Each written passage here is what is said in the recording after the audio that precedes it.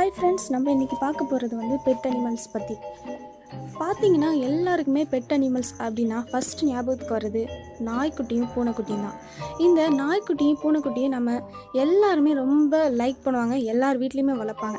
அதுலேயும் பார்த்தீங்கன்னா நாயையும் பூனையும் தனித்தனியாக தான் வளர்ப்பாங்க. ஆனால் ஒரே வீட்டில் நாயும் பூனையும் ஒன்றா வளர்க்க மாட்டாங்க. ஏன்னு பார்த்தீங்கன்னா நாய்க்கு பூனையை கண்டாலே கோபம் வந்துடும், தெரியும் அவங்க எல்லாருக்குமே என்ன பண்ணோம் அப்படின்ட்டு.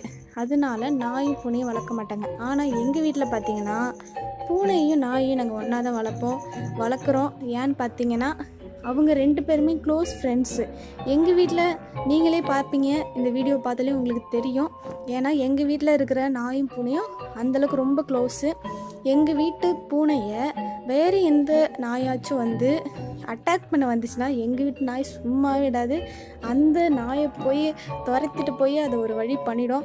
ஆனால் எங்கள் வீட்டு நாய் வந்து எங்கள் பூனையை ஒன்றுமே பண்ணாது. எங்கள் பூனையும் வந்து எல்லா நாயும் பார்த்து பயப்படும், ஆனால் எங்கள் நாய்க்குட்டியை மட்டும் பார்த்து பயப்படாது.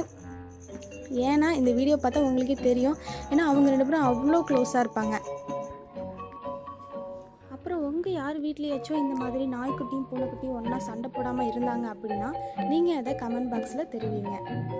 இந்த வீடியோ உங்களுக்கு பிடிச்சிருந்துச்சு அப்படின்னா லைக் பண்ணுங்கள், உங்கள் ஃப்ரெண்ட்ஸ்க்கெலாம் ஷேர் பண்ணுங்கள், மறக்காமல் சப்ஸ்கிரைப் பண்ணுங்கள்.